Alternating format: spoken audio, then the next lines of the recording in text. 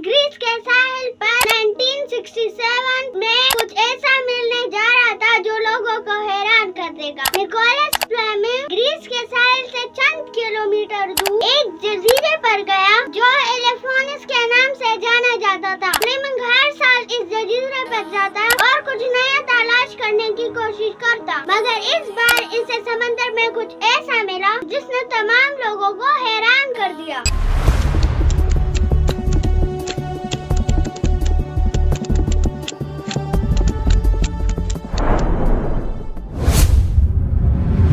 मुझे तो आप जानते हैं, मैं हूँ फरिया बख्तावर। फ्लेमिंग जब इस बार जजीरे से समंदर में उतरा तो उसे कुछ ऐसे पत्थर नजर आए जो आम पत्थरों की तरह नहीं थे, जिन्हें बाकायदा काटा गया था। फ्लेमिंग को इन पत्थरों पर शक हुआ, इसलिए उसने मजीद गहराई में जाने का सोचा। जब वो समंदर की गहराई में नीचे गया तो उसने देखा कि ये पत्थर कोई आम पत्थर नहीं, तो उसे यकीन हो गया कि इस बार उसने बहुत ही जबरदस्त चीज दरियाफ्त की।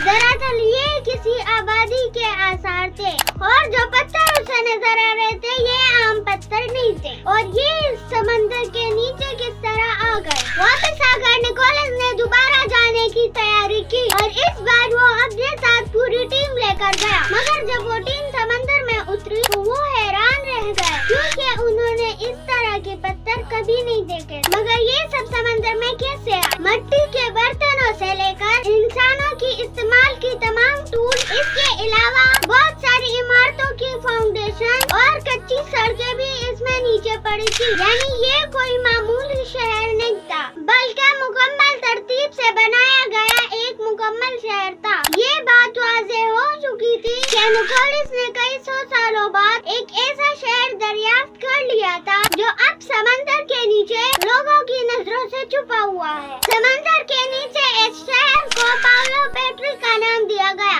इस शहर ने बहुत सारे आर्कियोलॉजिस्ट की नींदें हराम कर दी थी और हर कोई यहाँ आने के लिए बेताब था। सब ये सोचने पर मजबूर थे कि ये शहर आखिर कितना बड़ा होगा। इस शहर के लोगों ने इस जजीरे पर इतना बड़ा शहर क्यों बनाया? कहीं यही तो वो अटलांटिस शहर नहीं था जो प्लूटो के मुताबिक आज से तकरीबन 11,000 साल पहले एक खौफनाक तूफान में तबाह हुआ। वक्त के साथ साथ जब टेक्नोलॉजी ने तरक्की की तो पाउलो पेट्री की रिसर्च पर दोबारा काम शुरू किया ताकि बहुत सारे सवालात के जवाब ढूंढे जा सके। यूनिवर्सिटी ऑफ नोटिंगम के एक प्रोफेसर जॉन ने इस अंडर वाटर सिटी पर मजीद रिसर्च शुरू कर दी। रिसर्च के दौरान जॉन को यहाँ पर इंसानों की इस्तेमाल की बहुत सारी चीजें मिली, जिसमें कुछ ऐसे बर्तन भी थे जिसमें आटा पीस कर बनाया जाता था। रिसर्च के दौरान ऐसी जगह भी देखने को मिली जिससे लगता था कि ये इंसानों का किचन हो, और तो और यहाँ मरने वालों ने भी निशानियाँ छोड़ दी थी। जी हाँ, यहाँ पर 50 के करीब कब्रों को भी दरियाफ्त किया गया। डाइविंग के जरिए यहाँ पर बहुत सारी दरियाफ्त की जा चुकी थी, मगर अब वक्त आ के टेक्नोलॉजी को समंदर में उतारा जाए। सोनार स्कैनिंग की मशीन को अब समंदर में उतारा गया। सोनार स्कैनिंग दरअसल एक ऐसी मशीन है जो मुख्तलिफ चीजों से टकरा कर एक खास किस्म की आवाज पैदा करती है। ये आवाज रिसीवर तक पहुंचाई जाती है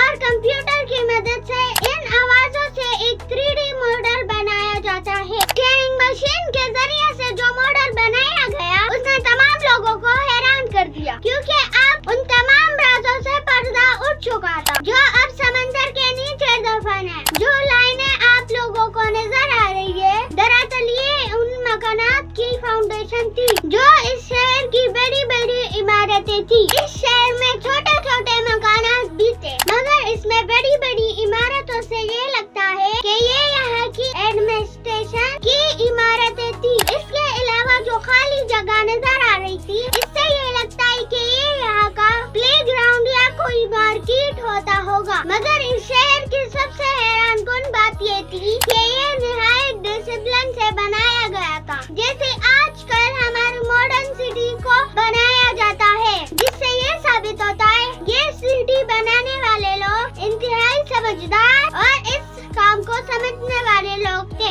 ये पूरा शहर तकरीबन 20 एकड़ पर फैला हुआ था। यहाँ पर तकरीबन 5,000 लोग रहते थे, मगर اس سے بھی ایک عام سوال یہ تھا کہ یہ لوگ کون تھے اور کس دور میں یہاں رہتے تھے۔ پاولو بیٹری کی ریسرچ میں ملنے والے برتنوں کو جب کاربن ڈیٹا نکالا گیا تو ایک اندازے کے مطابق یہ تقریباً 5500 سال پرانے تھے۔ جیسا کہ تمام ریسرچر مانتے ہیں کہ مٹی کے برتن برونز ایج میں بنائے جاتے تھے، اس لیے یہ پکا یقین ہے آج سے تقریباً 5500 سال پہلے اس سمندر کے اوپر ہوا کرتا تھا۔ کمپیوٹر ڈیزائن کے بعد پہلی بار اپولو بیٹری کے شہر کو اس طرح دیکھا گیا تھا۔ جب ڈیزائن کو مکمل کیا گیا تو سب حیران تھے کیونکہ چاروں طرف سمندر اور درمیان میں اتنے ڈسپلن سے بنایا گیا یہ شہر۔ اب ایک سوال یہ ہے کہ پاولو بیٹری کے لوگوں نے یہاں رہنا کیوں پسند کیا؟ لیکن جب پوری دنیا کے نقشے پر نظر ڈالی گئی تو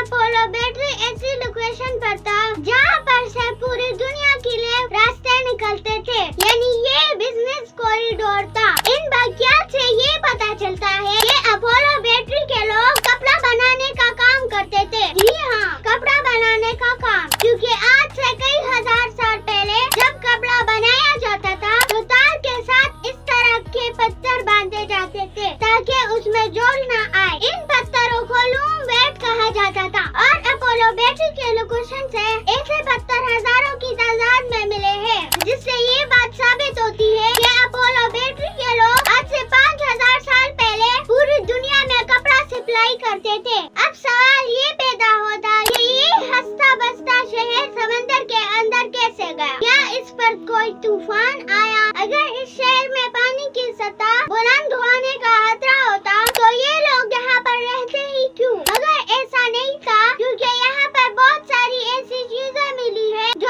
انسانوں کی استعمال کی تھی، اور ان لوگوں کے ساتھ کوئی ایسا حادثہ ہوا ہے کہ انہیں کوئی